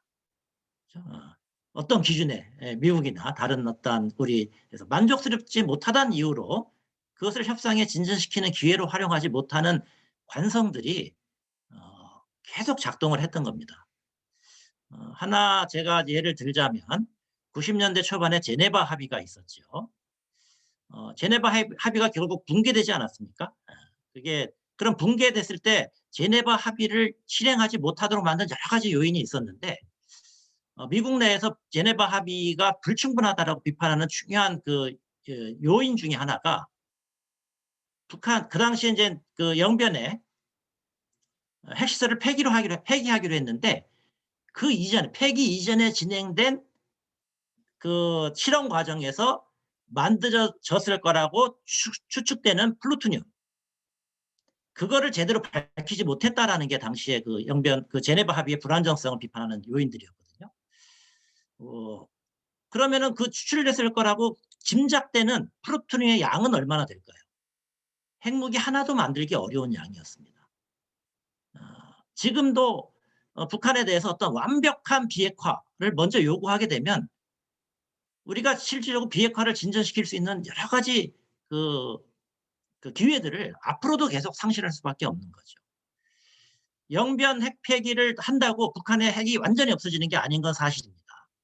그렇지만 그 정도의 핵 폐기를 시키면 우리가 비핵화에서 상당히 중요한 성과라고 볼 수가 있는 거고 그거를 안 받았던 것, 트럼프가 여러 가지 원인에 의해서 안 받았던 것에 대한 안타까움을 지금도 이제 많은 사람들이 가지고 있습니다. 결국 최근에 이런 그 특히 이제 작년 2019년도 여름서부터 작년 여름까지 남북 관계도 상당히 악화됐는데 그 악화된 어떤 원인을 보면 거기서 비롯된 것이 상당히 많이 있어서 앞으로 우리가 협상을 전개하는 데 있어서도 어떠한 지금에 진행되는 어떠한 비핵화 조치, 북한이 만약에 비핵화 조치를 한다면 그것은 한반도 비핵화, 한반도 평화 프로세스의 진전이라는 방식으로 받아들이고 그 방향으로 노력을 해서 신뢰를 축적할 때 더 진전된 어떤 성과로 이어질 수 있다. 이렇게 생각을 할 수 있습니다. 하나 추가로 조금만 더 말씀드리면 이제 재작년 여름에 사실은 대단히 2019년도 여름에 대단히 중요한 분기점이었는데 당시에 판문점에서 남북미 3자 회담 그리고 트럼프와 김정은의 2차 사실상 정상회담이 있었지 않았습니까? 그 당시에도 많이 얘기됐던 것이 결국 최소한 그 군사훈련은 중단한다. 한미연합 군사훈련은 중단한다라는 일정한 컨센서스가 있었습니다. 결국 그것이 6월 달에 그런 것까지 진행이 됐다가 8월 달에 한미연합 군사훈련이 실행이 됐습니다. 그 상황에 대해서는 아마 골튼 회고록을 보시면은 다 잘 나옵니다. 트럼프조차도 원하지 않았고 그 연합 군사훈련을 한 이후에 트럼프도 후회를 했습니다. 왜 그걸 했는지. 그리고 그것에 대해서 김정은이 그동안 여러 번 왔다 갔다 한 친서 중에 가장 강력한 표현의 친서를 트럼프한테 보냈습니다. offended 됐다. 자기가 이 군사훈련에 대해서. 그리고 이제 이거 번역이 어떻게 될지 모르겠지만 우리 판문점 그때 8월 8.15 경축사에서 우리 대통령께서 한반도 평화 뭐 이런 얘기를 다시 했을 때 바로 그 다음날 북쪽에서 성명으로 그 삶은 소대가리가 주저앉천할 일이다라는 얘기가 그 맥락에서 나온 거고 그것에 의해서 작년 남북 그 공동사무소 개성에서 파괴까지 일어난 겁니다. 평화 얘기하면서 군사훈련하고 군비중강하는 게 말이 되느냐라는 거죠. 그런 간단한 문제에 대한 우리가 조금 더 복잡하게 생각하지 않고 명료하게 답을 할 수 있는 이런 방향으로 우리가 나가야 되지 않을까 이렇게 생각이 듭니다. 예, 제 답변 이 정도로 마치겠습니다.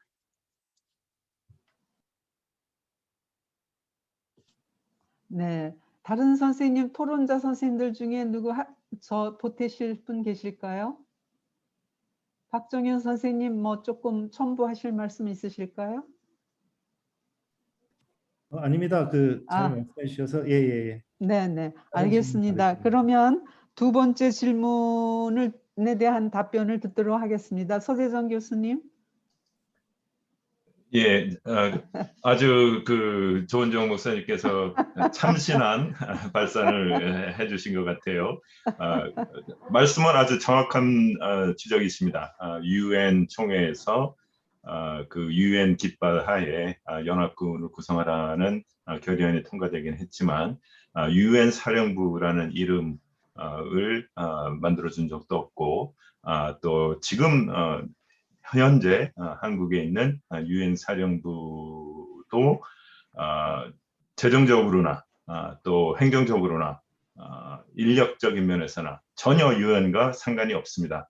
저도 UN에 있는 고위관리와 이것을 두고 토론을 한 적이 있습니다만은 그분도 똑같은 말씀을 하셨습니다. UN 사령부는 UN과 아무런 상관이 없는 조직이다. 그렇기 때문에 UN 사령부라는 이름을 가지고 있는 것이 여러 가지로 불합리한 측면이 있다는 점은 저도 100분 동의를 하고 따라서 가짜 UN 사령부다 이런 이름을 붙여주는 것도 어떤 운동으로서의 의미는 있으리라고 생각을 합니다. 근데 아마도 더 본질적인 것은 UN 사령부가 한국 전쟁을 지속시키는 한 당사자로 남아있다는 것이고 분단 체제를 관리하는 적어도 남쪽에서 관리하는 주체로 남아있다는 사실일 것 같습니다. 예를 들어서 대한민국의 대통령이 정상회담을 위해서 DMZ를 건너가기 위해서도 UN 사령관의 허락을 받아야 되는 것이 현실입니다. 또 하다못해 비타민 C라도 북에 보내려면 DMZ를 통과해야 되는데 이것도 역시 UN 사령부의 허가를 받아야 되는 것이 현실이고요. 또 아까 말씀드린 것처럼 여러 가지 제재를 집행하고 이것을 강화하는 것이 유엔 사령부의 이름으로 진행이 되고 있기 때문에 이러한 유엔 사령부의 역할을 저희가 좀 더 여러 사람들에게 각인시킨다는 측면에서도 이 이름 바꾸기 운동은 의의가 있으리라고 생각을 합니다. 하지만 뭐 여러분들이 다 아시지만 유엔 사령부가 유엔의 기구가 아니라 사실 미국의 기구인 것이죠. 그리고 지금 전쟁 상태도 북한을 일방으로 하고 미국과 한국이 다른 타방으로 하는 그런 전쟁 상태입니다. 특히 한국과 북한 사이에는 사실 그동안 많은 교류가 있었고 또 많은 변화가 있었지만 미국과 북한 사이의 이 전쟁 상태, 적대 관계는 변화하고 있지 않습니다. 어떤 면으로 더 강화되고 있습니다. 그래서 미국이 한국 전쟁의 당사자다 하는 것들을 보다 전면에 끌어내는 것이 아마 더 중요할 것 같고요. 또 미국이 북과의 협상에 전면적으로 나오고 전쟁 상태를 중지시키기 위해서 보다 더 열심히 활동을 해야 된다. 이러한 본질적인 내용을 드러내는 것이 더 중요하리라고 생각을 합니다. 그래서 가짜 유엔 사령부 좋은데요. 미국이 평화조약을 체결하라. 또 한반도 진정한 의미에서 한반도 비핵화를 위해서 미국이 움직여야 된다 하는 것으로 연결되어야 보다 더 의미가 있지 않을까 생각합니다. 네. 다른 선생님들 뭐 보태고 싶은 말씀 있으신가요? 네, 없으시면은 그 하나 질문이 더 들어와 있긴 합니다만은 그 제가 조금 좀 질문을 드리고 싶은 게 있습니다. 우선 저 이남주 선생님께 좀 드리고 싶은데요. 오늘 이제 미중 갈등에 대한 미중 전략 경쟁에 대한 의제를 토론을 했는데 사실 중국에 대한 이야기가 조금 많이 생략됐습니다. 이제 시간 때문에 그랬는데 그래서 이남주 선생님께서 최근에 그 중국의 변화, 1대1로 전략이라든지 또는 굉장히 공격적으로 나오는 전랑 외교 수법이라든지 중국몽이라든지 해서 중국 또한 대단히 공세적이고 공격적인 그 입장을 취하고 있고 이런 것들이 또 국제사회에서 중국 위협론을 더 강화시키는 그런 또 결과를 초래하기도 하고 있지 않습니까? 그래서 그 중국의 변화 그리고 중국의 대외 전략 또 중국의 한반도 전략이 굉장히 중요할 텐데 그 부분에 대해서 조금 준비를 해주시면 감사하겠고요. 또 우리 서재정 교수님께는 사실 이 동북아 지역이 또는 동아시아 지역이 아주 상습적인 분쟁 지역이지 않습니까? 그런데 그 상습적인 분쟁 잠재력에 비해서 그것을 다자적으로 풀어갈 수 있는 사자 안보 협력 기구 같은 게 전무하단 말이죠. 이를테면 아세안 같은 경우에는 ARF가 있고 유럽 같은 경우에는 OSCE가 있고 그래서 그 안에서 서로 동서간의 이념 차이를 서로 이렇게 완화해 가면서 타협하고 또 새로운 그 길을 모색하는 그런 그 기구가 존재하는 것이 저희들에게 하나의 모델인데 왜 도대체 이 동아시아에서는 그런 다자적인 안보 협력 기구가 불가능한 것인지 그게 늘 궁금합니다. 그 부분을 조금 준비를 해주시고요. 우선 네, 지금 새로운 질문을 안 해도 좋다고 지금 실무진에서 말씀하셔서 그 두 질문을 조금 답해 주시면 고맙겠습니다. 이남주 교수님. 예, 중국 문제는 또 얘기하고 시작하면은 또 상당히 긴 얘기가 될 수밖에 없는 주제를 네. 던져주셨는데요. 네. 그냥 고민할 지점만 간단하게 말씀드리겠습니다. 1대1로는 일종의 뭐 넓은 의미에서의 경제 협력 그 프로젝트니까 그거 자체로 공격적이라고 보기엔 상당히 어렵다고 생각합니다. 그게 이제 어떤 그 공동의 이익을 증진시키는 프로젝트냐 이 부분에 대해서 이제 논란이 조금 있는 거죠. 그거는 그 기준에 의해서 이제 평가를 하면 될 것 같고요. 중국이 약간 공격적으로 보이는 영역은 지금 타이완 문제랑 남중국해 이 두 가지 문제인데 이게 역사적 배경이 상당히 복잡해서 제가 조금 말씀드리기 좀 어려운 측면이 있는데 타이완 문제는 상당히 군사화되고 있는 것이 사실입니다. 그죠? 네. 이제 중국의 입장은 이게 독립으로 가는 거는 군사적 무력을 통해서라도 막는다라는 것이 그 입장이 한 번도 변화된 적이 없습니다. 70년대 이후에도.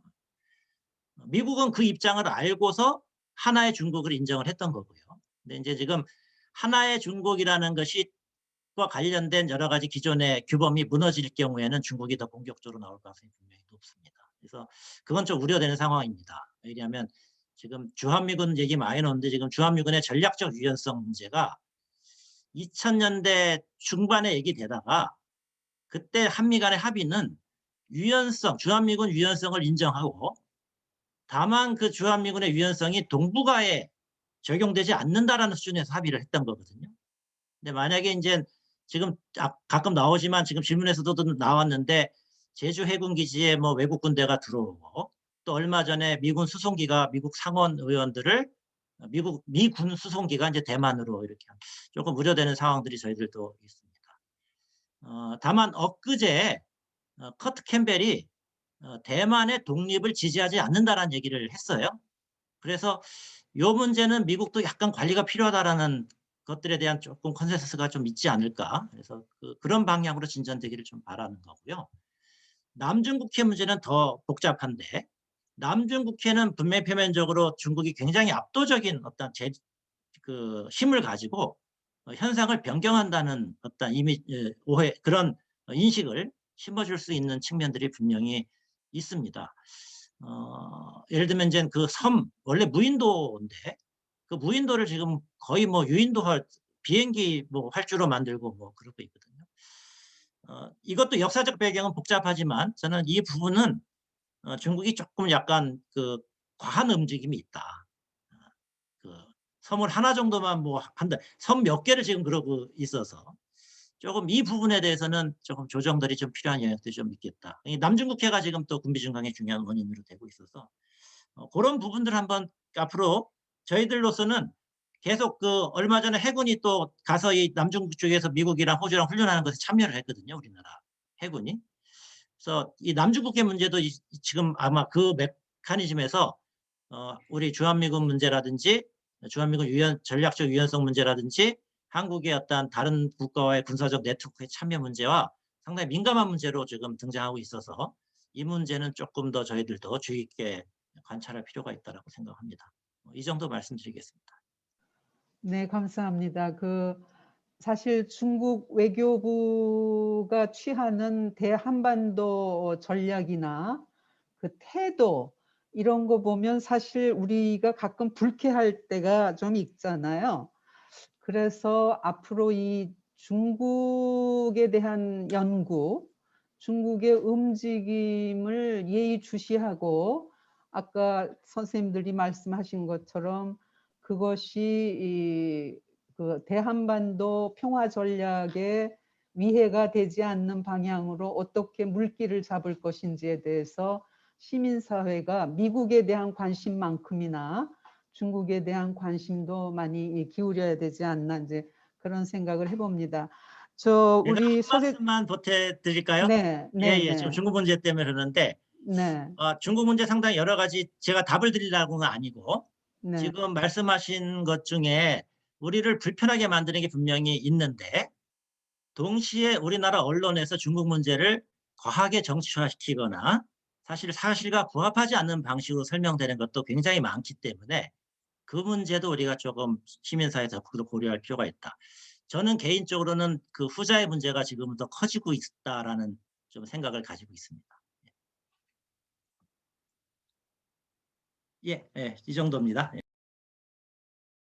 예, 그러면은 제가 네, 이어서 네, 네. 아까 말씀해 질문해 주신 주세요. 동북아시아 다자기구에 대해서 답변을 드리겠습니다. 그 답변 드리기 전에 제가 이남주 교수님이 말씀하신 그 마지막 부분에 한 가지만 부연하겠습니다. 아까 제 발표에서도 그 자유의 항행 작전 말씀을 드렸습니다. 그래서 미 군함이 남중국해를 하는데 중국 해군이 따라붙고 자꾸 방해를 하니까 왜 자유항행을 중국은 방해를 하느냐 하면서 중국이 그 UN 해양법이 보장하는 자유항해권을 위협하고 있다 하면서 언론에 계속 보도가 되고 있습니다.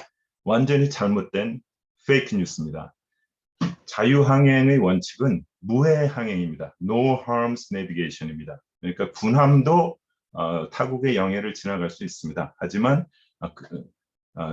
무해 항행을 하기 위해서 군함은 레이더 장치를 꺼야 되고 미사일 등 무기 체계를 unarmed 포지션에 옮겨놔야 됩니다. 그리고 국기를 개양하고 적대적 의사가 없음을 그리고 군사 작전을 하고 있지 않음을 보여주면서 항행을 하도록 되어 있습니다. 근데 미국 군함이 하는 거는 군사 작전입니다. 그 군사 작전의 이름이 자유항행 작전인 겁니다. 자유항행이라는 이름의 군사 작전을 수행하면서 그 군사 작전에 중국이 대응을 하면 중국 잘못이라고 지금 중국에게 책임을 전가하는 것이죠. 그래서 이것은 사실관계를 정확히 봐야 될 부분들이 존재를 합니다. 이런 것들을 저희가 정확하게 보지 못할 경우에 중국 위협론이 과대 포장될 수 있는 그런 위험성이 있고요. 물론 남중국해에서 중국이 뭐 무인도를 군사기지로 바꾸고 있고 하는 여러 가지 그 조치들이 있는 것들은 저희가 경계를 해야 되는 것이 뭐 맞습니다. 하지만 저희가 또 주의해서 봐야 될 부분들이 있다 하는 말씀을 제가 추가를 드립니다. 그리고 이제 동북아시아 다자기구가 왜 없느냐, 아주 그 중요하고 어려운 질문인데요. 중국은 이제 대국이니까 뭐 이렇게 굳이 다자기구를 만들어서 다른 여러 나라들과 동등한 자격으로 들어가서 뭐를 해야 할 의지가 사실 많지 않습니다. 일본은 미국의 동맹국으로 최전선에 나서 있는데 다자기구 만들어서 그 안에서 동북아시아 일원으로 활동하는 것에 뭐 별 관심이 없습니다. 러시아는 유라시아 국가이긴 하지만 주로 유럽 국가이고 이 Far East, 이 극동아시아에서는 별로 존재감도 미미하고 관심도 많지 않습니다. 해서 중일러는 이 다자기구에 별로 관심이 없습니다. 또 더 본질적인 문제는 중국과 일본 간에 존재하는 경쟁입니다. 그래서 다자기구를 만들어도 중국이 주도하면 일본이 불편하고 일본이 중심이 되면 중국이 불편합니다. 일중이 같이 있는 기구는 무조건 불편합니다. 그래서 동북아시아에서 다자기구가 만들어지기 어려운 건데요. 저는 그렇기 때문에도 한국과 북한이 중심이 될 수밖에 없다고 생각을 합니다. 한국과 중심이 되는 동북아시아 다자기구는 중국에도 위협이 되지 않고 일본에도 위협이 되지 않고 러시아에는 환영할 만한 소재가 될 수가 있습니다. 그래서 다자기구를 만들고 동북아시아에서 다자협력을 다각적으로 촉진시키기 위해서도 남북협력이 저는 사활적이라고 생각을 하고 동북아시아 안보의 핵은 역시 남북관계다 이렇게 생각을 하고 있습니다. 네, 감사합니다. 사실 저 윤영관 전 외교부 장관께서는 그 북핵 문제 해결을 위해 열렸던 육자회담이 이 동북아의 저 안보협력기구, 다자적 안보협력기구가 됐으면 좋겠다. 그럴 가능성도 굉장히 크다. 이렇게 제안을 하셨잖아요. 그래서 사실은 OSCE나 이런 것도 다 동서간에 이념적으로 대립되는 국가들이 모여서 만든 건데 그걸 해소하기 위해서 만들려고 하는 게 다자협력기구인데 그게 그 일본과 중국이 서로 맞지 않는다고 해서 안 된다 이렇게 하는 거는 조금 너무 소극적이고 비관적이지 않나 이런 생각이 들어서 혹시 그 육자 회담이 그런 대안을 살려낼 대안으로 좀 그 발전할 수 있는 방법은 없을까요? 당연히 아주 큰 가능성을 갖고 있고요. 또 큰 잠재력을 갖고 있는 틀이라고 생각을 합니다. 그래서 이 부분이 언젠가는 다시 그 전면에 나타날 거라고 생각을 하고요. 이제 그것을 가는 경로가 여러 가지가 있을 텐데요. 그 전에는 북핵 문제를 중심으로 해서 육자 회담이 진행이 되다가 이제 좌절이 된 거죠. 그래서 이것이 이제 다시 똑같은 형태로 복귀되기는 어려운 상황에 직면했습니다. 현재는 오히려 북과 미국이 좀 그 대립과 대결의 그 핵심이 되어 있기 때문에 이 부분을 해결하지 않고서는 그 다자 회담으로 가기가 어려운 그런 상황이 아닌가 싶습니다. 그래서 문재인 정부도 중재자 역할을 하려고 한 것이 그러한 측면이 강하다고 저는 좋게 평가를 하고 싶습니다만은 이 북미 관계에서 좀 결정적인 돌파구가 만들어지는 것이 아마 시급한 사안일 것 같고요. 이것을 통해서 이것이 한반도 평화 체제, 한국 전쟁 종결과 맞물리면서 진행이 될 때 그 주변 국가들까지 포함해서 그 다자적 토론의 틀이 만들어지지 않을까 싶습니다. 구체적으로 뭐 한국 전쟁 종결도 한국, 북한, 미국, 중국을 포함한 사자 회담이 돼야 되느냐 뭐 등의 논의가 있지 않습니까? 그렇기 때문에 한국 전쟁을 종식시키고 동북아시아 평화 체제를 가는 다자적 논의는 필수적입니다. 근데 단지 현재 초미의 관심 그리고 핵심은 북미 관계 그리고 남북 관계가 아닐까 싶네요.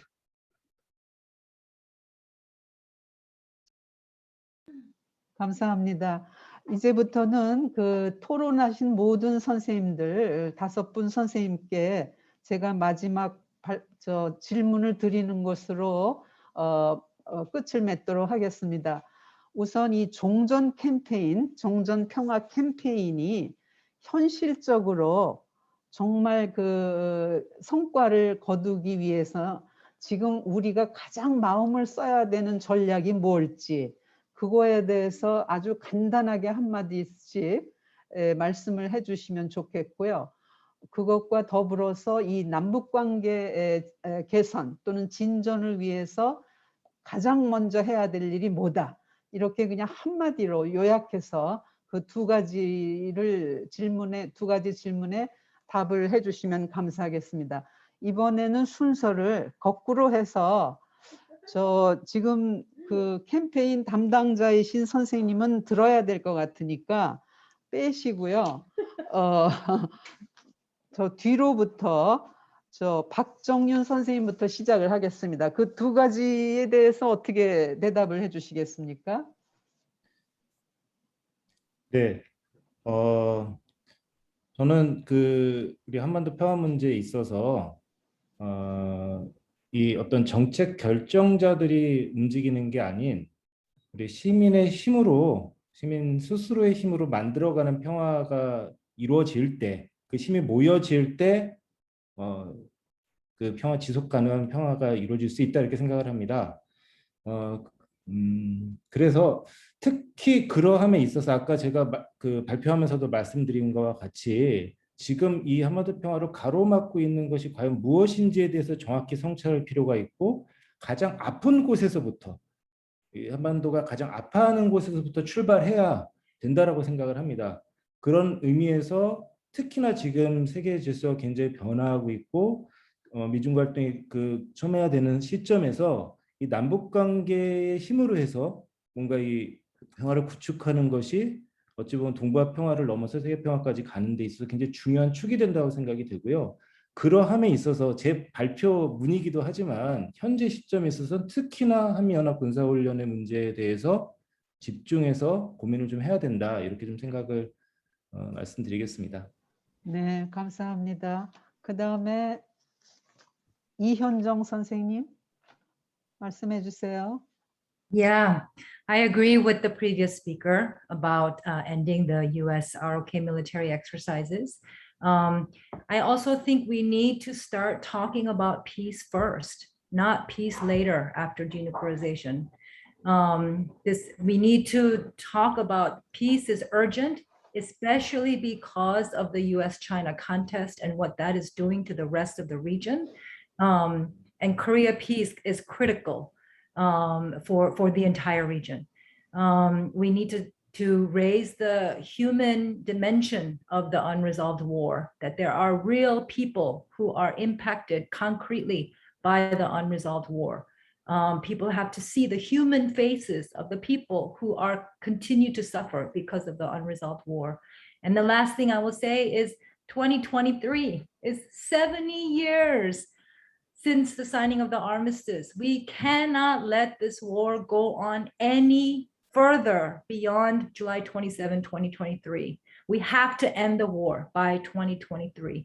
And so what I would like to see is in the next 2 years, we all organize in a coordinated fashion globally to demand the end of the Korean War with a peace agreement by 2023. 네, 저는 네, 그 감사합니다. 한국 우리 정부가 황수영 선생님 네. 누구? 네네네. 서재정 교수님. 네. 예. 그 남북 교류, 남북 대화 뭐 되는 것도 중요하고 뭔가 이루어져야 되겠습니다. 하지만 저는 한국 정부에서 당장 수술할 수 있는 게 있습니다. 지금 한국 국방비는 북한 정부 전체 예산을 뛰어넘은 지가 벌써 오래됐습니다. 그 정도의 액수를 쓰고 있는데 문재인 정부에서 국방비가 지금 역대급으로 증액되고 있습니다. 국방비 증액 당장 중단해야 됩니다. 국방비 프리즈, 그리고 한국이 군비 감축을 먼저 해야 합니다. 그러면서 북한에 손을 내밀며 평화체제를 구축하고 기존 합의들을 이행하자는 그러한 대화제를 해야 할 거라고 생각을 합니다. 미국의 경우는 저는 미국이 한국 전쟁의 당사자다 하는 것들을 보다 광범위하게 인식시켜야 된다고 생각을 합니다. 한국 전쟁 이러면 아직까지도 남북 간의 전쟁으로 생각하고 있고 미국과는 상관없다 이렇게 생각을 하고 있습니다. 그래서 그 유엔 사령부를 가짜 유엔 사령부라고 이름을 바꾸는 것이 그런 면에서 의미가 있지만 또 어떻게 보면 코리안 워를 US 코리아 워로 바꿔 부르는 것이 어떨까 하는 생각도 합니다. 예, 그럼 제가 말씀드리겠습니다. 사실은 올해 초반까지만 해도 제일 중요한 거는 평양선언에서의 합의를 개성공단, 금강산 다 이게 제기가 되려면 사실 지금 상황에서는 상당히 시간이 걸립니다. 그래서 저는 무조건적인 대화가 아니라 일단 제일 먼저 필요한 것은 무조건적인 방역 협력을 실행을 해야 된다고 생각합니다. 그래야 그 다음 일들이 풀릴 수 있다고 생각이 되고 하나 더 보태면 우리가 2019년도에 9.19 군사합의서가 굉장히 중요한 의미를 갖고 있습니다. 남북 간의 사실 적대 행위를 중단시키는 건데 종전선언의 가장 중요한 의미는 적대 행위를 중단시키는 겁니다. 남북 간에 북미 간에. 그 부분은 방역과 상관없이 저희가 합의를 하면 할 수가 있는 거거든요. 그거를 내년까지 어떤 적대 행위, 무엇이 적대 행위고 그 행위를 중단시키는 것에 대한 논의가 진전이 되고 종전선언이 이루어진다면 그것에 포함이 돼야 된다. 그 내용이 핵심적이 돼야 된다. 이렇게 생각합니다. 예.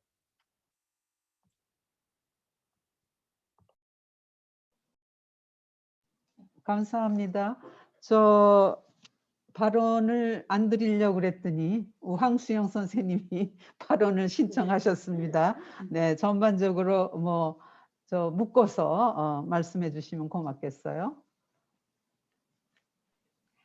네, 묶어서 이야기까지는 아니고요. 네, 앞서서 잠시만요. 네, 앞서서 많은 이야기 해주신 부분도 저도 공감하고 또 특히 군사합의를 지켜야 된다는 거 그에 더해서 네. 군비 삭감이 한국의 군비 삭감이 지금 시급하다라는 부분 다 연결돼 있는 것 같고 저도 그 지금 중요하다고 시급하고 중요한 부분이라고 생각하고 있습니다.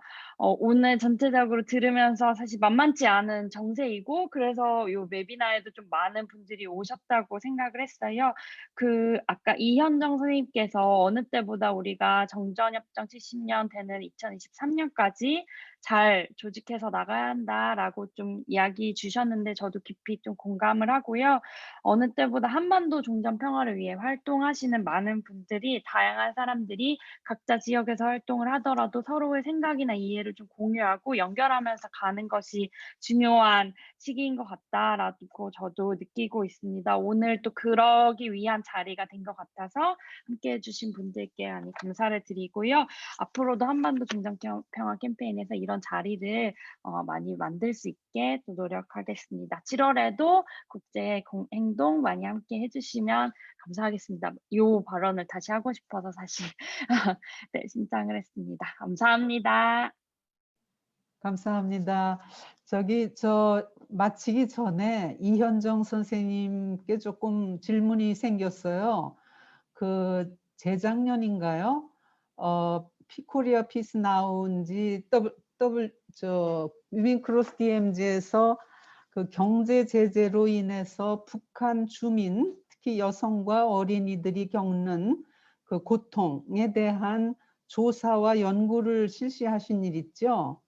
그 부분에 대해서 혹시 오래전 일이라 기억이 나실지 모르지만 그 부분과 관련해서 한두 말씀 좀 해주실 수 있을까요?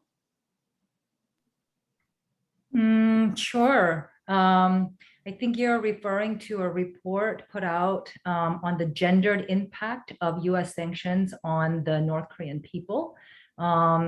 Yes, we found that the people who suffer the most under the impact of sanctions are women and children. Women, because they have the double duty of caring for their families, as well as working in society. And sanctions hurt the most vulnerable people. One of the industries that has been impacted by sanctions the most is the garment industry, where that employs majority women. Also, the lack of life-saving medicine being delivered to North Korea means that the most vulnerable populations, such as children, suffer, and women have an extra burden of caring for people in that kind of a situation. So yes, sanctions are, also part of U.S. aggression, active war on the North Korean people, and we have to demand not only more humanitarian assistance, but an end to the policy of unilateral sanctions.